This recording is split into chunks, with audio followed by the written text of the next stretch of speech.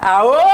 Bem-vindos, belíssimos estudantes! Estamos aqui mais um dia, dessa vez não sob o olhar sanguinário do vigia, porque hoje a gente vai falar do quê? Sertão. Hoje nós falaremos de festas tradicionais brasileiras, uma em específico, né? Porque são muitas e a gente, né, aqui vai dar um recorte maior. E vamos continuar as nossas aulas maravilhosas do nosso aprofundamento, que ó, um chuchu. Então, hoje não estou sozinha. Eu nunca estou, obviamente, temos sempre a produtora misteriosa, que é a Elo, né? E o pessoal aqui no suíte, mas hoje eu tô com visita, então, ó, todo mundo se comportando, ficando bonitinho. Porque hoje o Valmir, professor de História, nosso novo parceiro aqui, veio dar aula comigo, convidei eu, ei, Jesus. E eu vim com muito boa vontade, muita, assim, acho que querendo somar, querendo ajudar, né? Acho que é sempre esse o sentido, aí o intuito. Muito feliz, muito contente, né? Começando essa semana aqui no Centro de Mídias. Já fiz uma pequena participação na aula de um outro colega, agora estou aqui na sua aula. E acho que é dessa forma que a gente vai aprendendo, né? Vai perdendo aquele certo receio, de repente uma vergonha, né? Essa coisa da novidade, né? De câmera, de iluminação, de tudo isso, a gente tem que... E acho que a gente só consegue... ir evoluindo, perdendo esse receio, perdendo essa vergonha, participando, caindo pra dentro mesmo, né? Aqui, não dou um mês você tá vestido de dinossauro aqui na frente da câmera. É sobre isso, né? E antes da gente começar a nossa aula, a gente vai fazer o nosso mapa de shopping, que é o quê? Aonde estamos. Então vai aparecer pra vocês aí na tela. Nosso aprofundamento é o Superar Desafios de Humanas. A unidade curricular no mundo tudo está interligado. E o nosso componente é cultura e sociedade. A gente está na atividade número 4, né? Então se encaminhando aí para as nossas atividades finais. E estamos na aula de introdução de número 1. Eu vou aproveitar o PPT na tela e aí eu vou passar para vocês o quê? Sempre tem um resumo aí do componente para vocês consultarem. As nossas habilidades dos nossos eixos estruturantes, que é a investigação científica e os processos criativos. E também as habilidades aí de ciências humanas e sociais aplicadas. Eu já pedi pra fazer um vídeo meu, porque eu sempre falo a mesma coisa. Próxima vez eu vou passar um VT dessa parte. E aí, o que acontece? Falamos de muitas coisas. A gente faz aquele retrospecto sempre. Sobre o que falamos? Falamos sobre o que é cultura. Falamos sobre como nós aprendemos essa cultura. Então, a gente falou sobre socialização, formação de identidade. A gente falou também sobre como é formada identidades aí, né? Como a gente se identifica enquanto um povo de um país e, enfim, né? Formação do povo brasileiro. E agora a gente vai falar sobre um pouco como essa identidade, essas marcas culturais, elas mudam ao longo do tempo. Só que por um processo diferente da aculturação e assimilação, mas isso eu não vou dar spoilers porque a gente vai falar na próxima aula exatamente. Porque a gente não pode dar spoiler, tem que deixar o mistério. É importante o mistério, né? Sim, acho que é sempre importante. Deixar aquele gostinho de quero mais, de quero entender melhor. Fazer a misteriosa, assim. Sim, tipo, ai, do que a gente vai falar? Isso, faz parte. Segredos, né? E hoje a gente vai falar da festa de peão, de boiadeiro de Barretos, né? Eu vou resumir em festa de peão, mas é a festa de peão de boiadeiros, especificamente de Barretos. Você já foi na festa de peão de Barretos? Não fui. Já acompanhei muito, né, pela TV, né, teve, inclusive hoje em dia acho que nem tanto, mas há um tempo atrás acabavam falando muito sobre isso, né, quando chegava aquele momento da festa. Então, assim, cheguei a acompanhar nesse sentido. Tem uma tia que nasceu em Barretos, meu pai era do interior também, então eu também tenho um pouco dessa cultura aí enraizada, né, no sangue, aí na minha família, mas nunca cheguei, não. Também nunca fui na festa de peão, né? E não é nem pela questão do gosto musical, porque me chama pra ouvir um Chitão, eu já estou lá. Eu sou essa pessoa. Só que acontece, eu acho muito legal que você trouxe, Valmir, que é a questão que, assim, eu também nunca fui, né? Só que, ao mesmo tempo, não é uma festa que pra mim é desconhecida. Não. Né? Acho que pra uma grande maioria, né? Todo mundo já ouviu falar da festa de peão. Eu acho que nos boiadeiro, últimos, né? dos últimos anos eu acho que é menos televisionada. Sim. Antes era muito mais. Então, antes tinha... eles falavam até nos próprios telejornais, né? Faziam, né, uma alusão, falavam. Tá. Hoje em dia não está tendo essa abertura, essa cobertura tão grande. Mas ainda é conhecida, né? Acho que com certeza a mais conhecida, né, do Brasil. Aí. Provavelmente uma das mais conhecidas do Brasil, né? E hoje a gente vai falar um pouco da história dessa festa de peão de boiadeiro de Barretos, né, especificamente, porque é importante lembrar que, assim, a festa de peão de boiadeiro de Barretos é a maior, mas ela foi a precursora, se a palavra sair, de várias outras festas de peão. Tanto que se a gente for pensar em rodeio, só pensando aqui na cidade de São Paulo, eu lembro, assim, eu crescendo, hoje eu não acompanho mais, já não é um circuito, né, que eu acompanho tanto. Mas eu lembro de ouvir muito, tipo, festa, vai ter, sei lá, rodeio em Itapecerica da Serra, vai ter rodeio no Tabuão, enfim. Em cidades ou... cidades a gente coloca assim, mas são cidades que são coladas em São Paulo, de processo de conurbação. Não é uma cidade, tipo, a 4, 5 horas daqui, né? Então, a 1 hora e meia, eu lembro de ouvir muito de festa de rodeio. É algo que acabou se tornando muito presente, né, na nossa sociedade, querendo ou não. Então, eu tô até me lembrando aqui, assim, quando eu era criança, ou seja, no século passado, né? Há 10 anos atrás. Entendeu? Mas assim, gente. eu cheguei aí num rodeio no Parque da Água Branca. Teve um rodeio lá. Eu lembro que eu fui com meu pai, com a minha mãe, a minha irmã era pequenininha. E foi um rodeio, assim, com todo o esquema de um rodeio. Mas assim, isso foi um dia, acho que um domingo à tarde, alguma coisa assim. Mas eu lembro que tiveram vários cavaleiros, né? Várias apresentações e tal. Então, assim, até mesmo na cidade de São Paulo, ela teve essa abertura para isso, né? Eu lembro mais de, tipo, cidades próximas, assim. Rodeio de Itapecerica, Tabuão. Então, em cidades assim... Sim, também já ouvi essas. Mas ao redor. E normalmente nessas, no caso, eu lembro que eram mais dias. Tipo, mais dias assim, não era uma semana, mas era tipo assim, uma sexta, sábado e domingo, né, com variedade de show. Sim. Então é algo que acabou, querendo ou não, virando muito presente no nosso cotidiano. Mas a gente vai entender como surgiu essa festa, né? Então vai aparecer pra vocês aí na tela, é bem bonito, né? Então, essa festa de peão de boiadeiros, de Barreto... Eu vou ficar falando festa do peão, senão metade da aula é eu falando o nome. Então, a festa do peão, né, ela pode ser considerada uma das maiores, tá? A gente tem festas muito grandes aqui no Brasil, como, por exemplo, a festa do Boi Bumbá e tal. Só que, muitas vezes, ela pode, querendo ou não, ser considerada, talvez, a maior festa tradicional do país, né? Em 2022, que é o ano que estamos na 65ª, se eu falei errado, é 65, né, edição, e em todos esses anos de história, muita coisa mudou, se a gente for olhar pro começo, né, e aí eu vou até fazer um paralelo aqui, porque se você for pensar na festa junina de quando você era criança, é a mesma festa junina que tem hoje? De jeito nenhum. Antes era muito mais tradicional, né, era muito mais ligado mesmo à questão da tradição, né, do interior, né? Lógico, hoje em dia a gente tem lá doces típicos, né? Eles tentam trazer sempre essa questão da tradição, mas antes era muito mais ligado a essa tradição. Mas não tocava MC Kevinho. Né? Então, esse tipo de coisa. Eu ia numa festa junina, você sabia que ia tocar o quê? Aquelas musiquinhas de festa junina, uma música sertaneja e não ia passar disso. Hoje em dia é muito mais eclético, né? Não, e lembrando, não é uma crítica o fato de tocar MC Kevinho. A questão é que, tipo, era algo impensável. Exatamente. Nada que fugisse muito a esse rol de música do interior, né? Esse estereótipo da música do interior, tipo... Não é nem um estereótipo, é um fato, né? A música do interior sendo essas duplas sertanejas, a música caipira, enfim, essas músicas mais tradicionais. Tipo, não saía disso.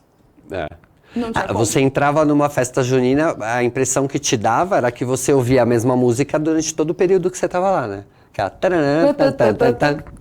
É isso. Ela ia direto, assim, você ficava a noite inteira ouvindo aquilo, né? E aí, quando parava de tocar aquilo, era para tocar uma música sertaneja. Então, assim, hoje em dia tá muito mais eclético, muito mais gêneros tocando, né? Então, as coisas mudaram. Não só nesse quesito da música, mas com certeza mudaram e mudaram bastante, né? Ah, sim, né? A gente falando agora, eu lembrei até, por exemplo, do carnaval. Sim. O carnaval aqui Claro, a gente continua bloquinho, enfim, mas eu lembro que há uns anos atrás, porque, né, tipo, pandemia e tal, eu tô meio perdida nas datas, mas que, por exemplo, tinha um bloquinho de carnaval que era de punk 77. Tipo, era um bloquinho de rua, mesmo esquema de bloquinho de carnaval, só que ia tocar punk. E eu... Então tá. Né? Tipo... as coisas vamos diversificar. Vamos diversificar, né? É sobre isso. Exatamente. Então, o que acontece? A gente pode ver, obviamente, essas mudanças. A gente trouxe aqui algumas, né? Como da festa junina e do carnaval. Mas a gente justamente tem a nossa noção da memória de como era isso quando a gente era criança. Aqui a gente vai ver a partir, por exemplo, de 55, aliás, na verdade, 1913. Então, é a gente olhar realmente como ela se forma para como ela chegou aonde ela está hoje. Então, até 1955, Barretos era uma cidade comum do interior, né? Então, ela tinha uma rotina tranquila, ela tinha como atividade principal, e aqui é um ponto importante, a pecuária, tá? E era uma das principais rotas do transporte de gado. E aí eu já vou emendar na de baixo, porque o que acontece? A gente tá falando até 1955, mas o que acontece? Existia um frigorífico chamado Frigorífico Anglo, que foi fundado em 1913 e era propriedade da família real britânica. E na época era o maior frigorífico da América Latina. Então vamos ligar os pontos. Ligar os pontos importantes. O que acontece? Temos um frigorífico, o maior frigorífico da América Latina. Então isso significa que era muito boi. Quando a gente fala a atividade principal era pecuária, não eram 4, 5 bois, 3 vacas. Era tipo muito bois, tipo perder de vista. Tinha mais boi que gente. E aí o que acontece? Você tem o maior frigorífico do país, isso significa da América Latina, desculpas. E aí o que acontece? Você tem uma galera que vai levar e trazer esse gado, né, por toda a América Latina. Vai fazer uma rota de transporte. Então, significa que ali você tinha muita gente transitando, né, girando em torno desse processo da pecuária.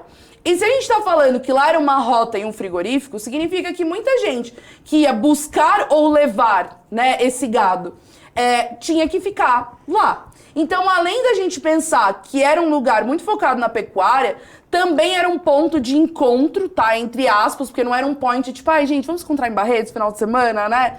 Balada, não era isso. Não era rolê, mas era um ponto que, tipo, todo mundo tinha que ir pra lá. Então, em algum momento, as pessoas iam se encontrar, porque justamente elas estavam trafegando por ali.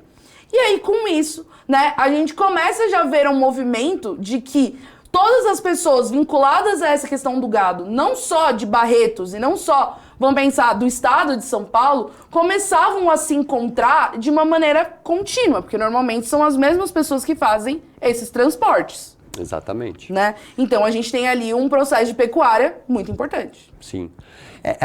Isso daí é muito presente em algumas regiões do Brasil, né, na história do Brasil. A questão das tropas, né, tropa de mula, tropa de gado mesmo.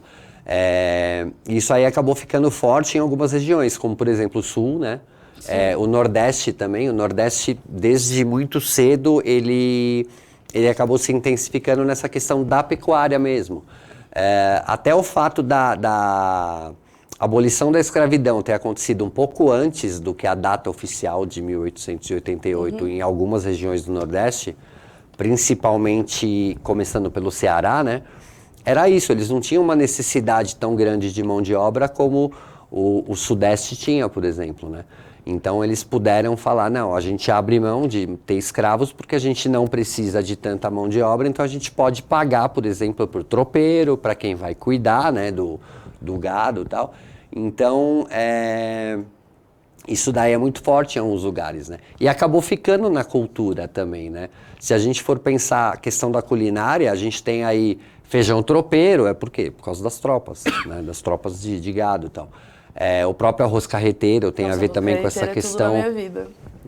Essa questão do transporte, né, do gado e tal. Então, assim, não é à toa, né, que a gente tem esses pratos tal, e essa cultura tão forte, inclusive ligado que é o que primeiro me veio à mente agora, talvez porque esteja com um pouco de fome, né, mas foi a questão gastronômica. A gente né? sempre fala sobre comida, assim, é uma regra. Mas é ótimo falar de comida, né? Eu acho maravilhoso. Eu não tenho problema nenhum de falar. Mas acabou ficando muito forte na cultura e um dos pontos que a gente pode ver aí essa importância é justamente na questão gastronômica, né? Só esses 2 pratos que eu citei aí, já os 2 têm tudo a ver com esse assunto. E a maioria deles está presente em quase todos os estados. Exato. Né? Pode ter uma origem em algum estado, mas meio que se espalhou justamente por causa que essas comitivas estavam viajando Elas pelo Brasil transitavam inteiro. pelo Brasil inteiro, Né? Então, de repente, a gente não vai saber agora, mas é como você disse, foi criado num lugar, mas acabou sendo levado para vários outros justamente porque essas tropas estavam viajando, estavam transitando no Brasil inteiro, né?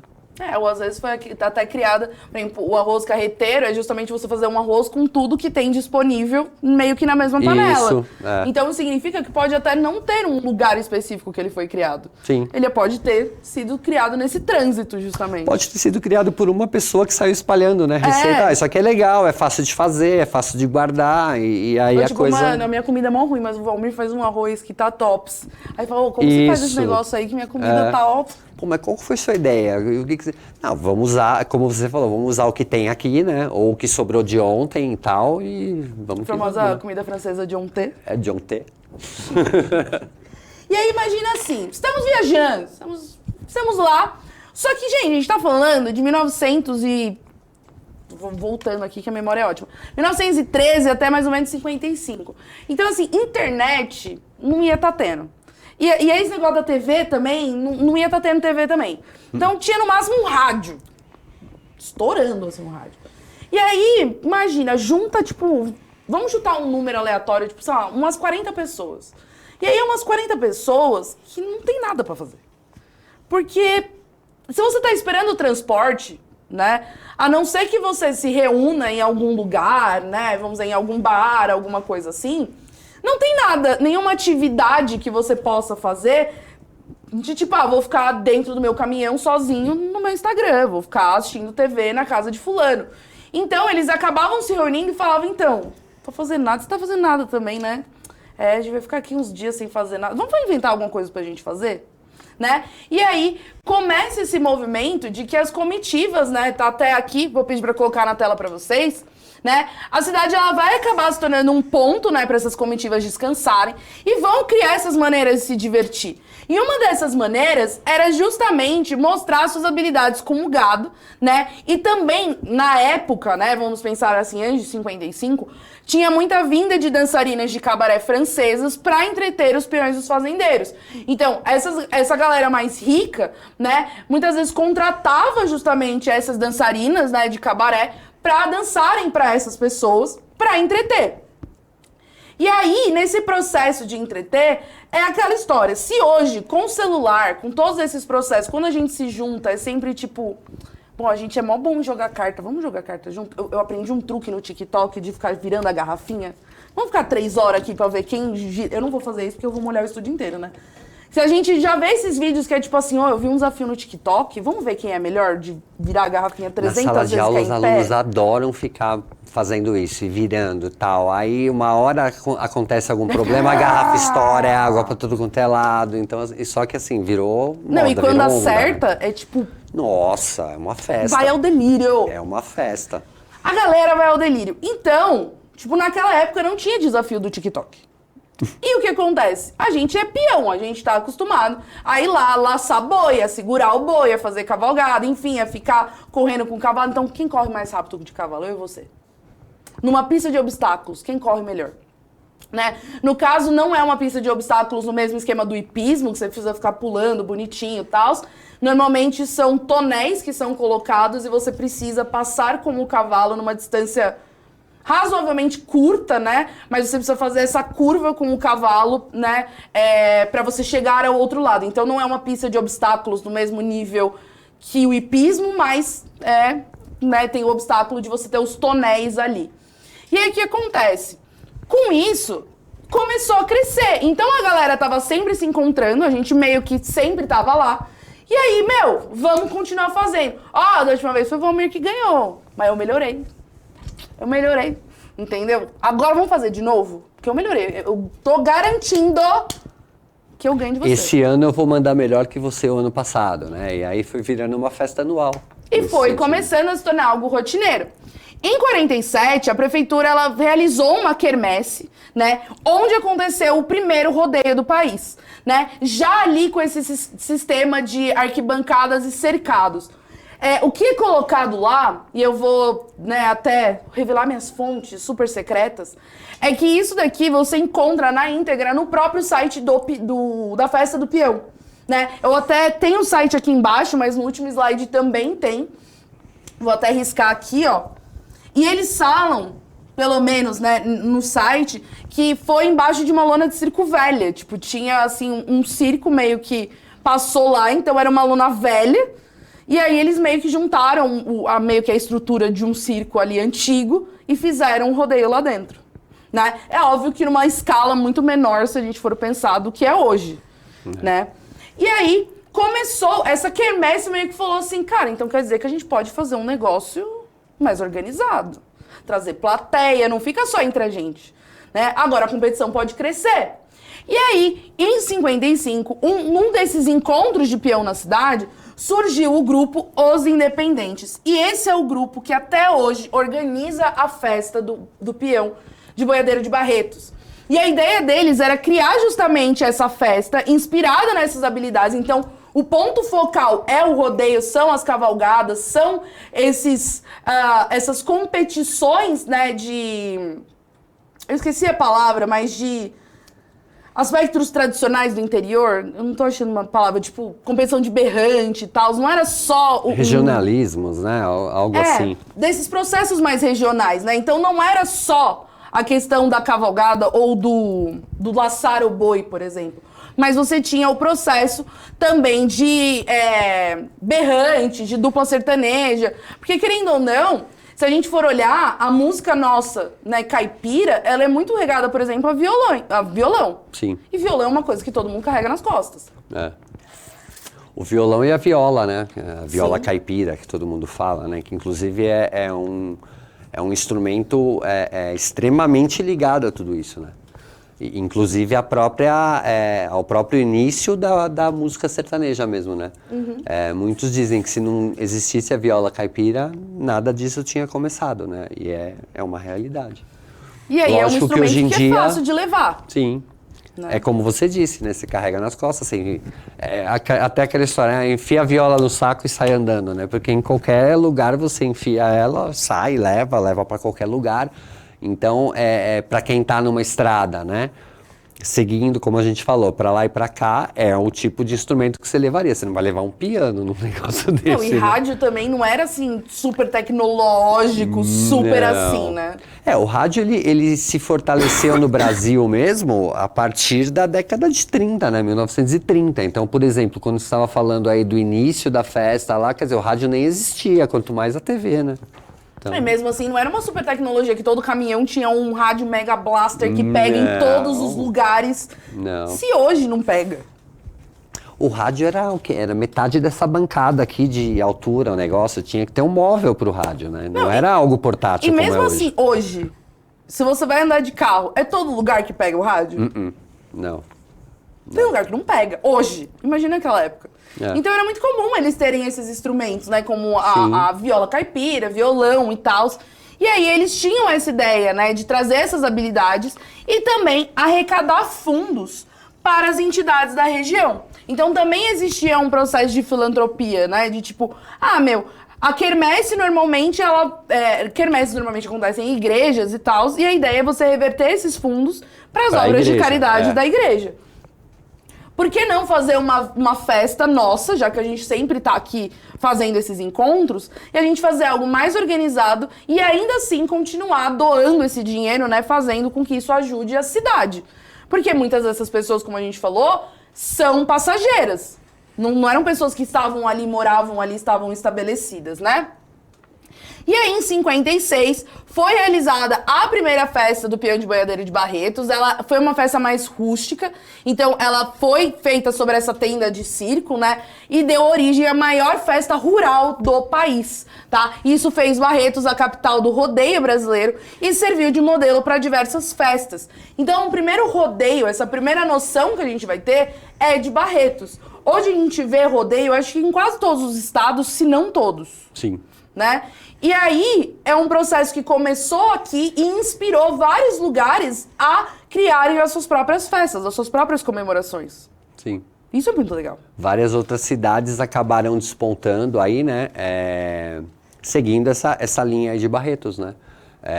Inclusive, da mesma forma que aconteceu com Barretos, que ela acabou ganhando uma importância maior, uma visibilidade e tal, isso também foi acontecendo com essas outras cidades menores, que de repente essas festas vieram um pouco depois, mas em comum acho que tem isso, né? Acaba dando uma visibilidade e melhorando até mesmo a própria vida do cidadão daquela cidade, né? Porque, querendo ou não, você tendo uma festa dessa, que começa a fazer sucesso e começa a trazer público, você cria uma indústria de turismo que antes não existia. Né? Por Naquela exemplo, cidade, naquela região. Jaguariúna é uma cidade que eu só conheço e eu só linko a rodeio.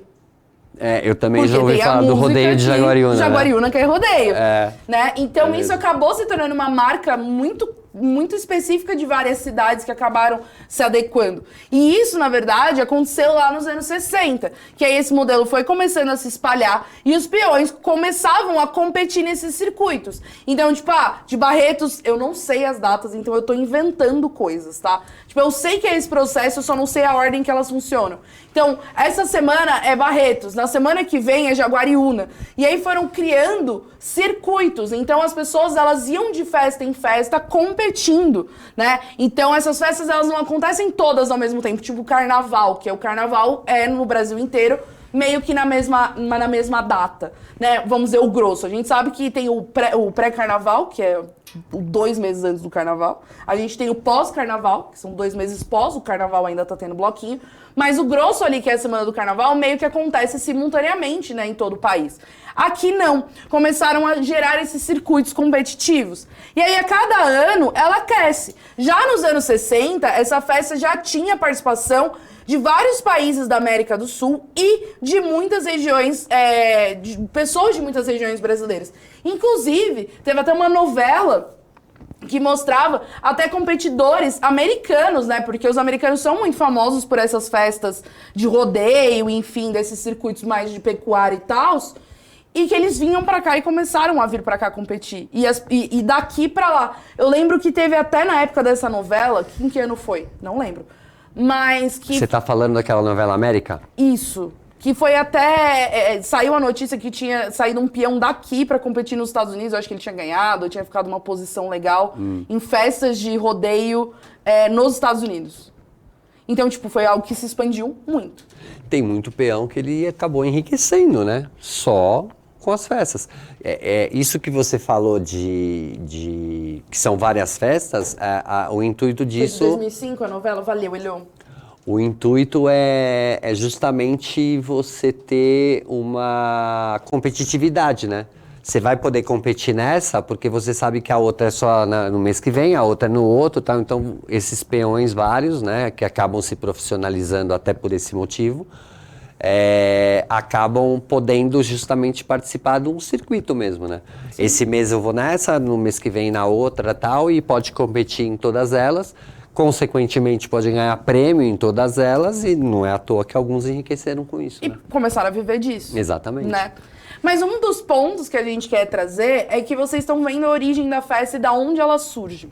Mas, ao longo do tempo, ela se modificou como as festas que a gente comentou. Então, você tinha o rodeio, ainda tem, tá? Não é que tinha e não tem mais, ainda tem. O rodeio, o concurso de berrante, o pau de sebo, queima do alho, a violeira rosa de Abraão, que é um circuito onde se apresentam violeiros e tal. Só que hoje, por exemplo, a gente tem o stand-up comedy. Tem um comediante, tem aí um canal no YouTube que é o Cirilo, que, por exemplo, ele tem vídeos falando sobre os 7 dias que ele passou na festa do Peão de Barretos. Eu acho que eram 7 dias. E ele fez stand-up comedy lá, que é algo americano. O stand-up comedy não é brasileiro, ele é um produto americano. A gente tem show de outros estilos. Em 2022, eu vi que, por exemplo, a Loki, eu acho que é uma Hungria, e uma banda que eu não lembro o nome, que é de dubstep, que vão tocar, que não tem nada a ver com música caipira ou música sertaneja. Evento de motocicletas. Então, essa questão dos americanos, das motocicletas, os Hell Angels e tal, veio pra cá, né? Além do palco Culturando, que você tem apresentação sem restrição e de diversos estilos. Então, se você quiser tocar hip hop, fazer um teatro, uma performance de dança contemporânea, você pode ir, né? E é isso que eu vou deixar pra vocês, porque a atividade é justamente para que vocês olhem esse site e analisem esses processos. E o nosso tempo acabou, porque eu sou esse tipo de pessoa que fala compulsivamente. Mas muito obrigada, Valmir. Curtiu a nossa aula? Adorei. Então, ó. Aí o problema é que você juntou com alguém que também fala muito, né? Então, não sei se... Então, não esqueça de avaliar a nossa aula, que já tá aqui embaixo, que os meninos são velozes. E eu vejo vocês nas próximas. Então, até mais. Até mais, pessoal.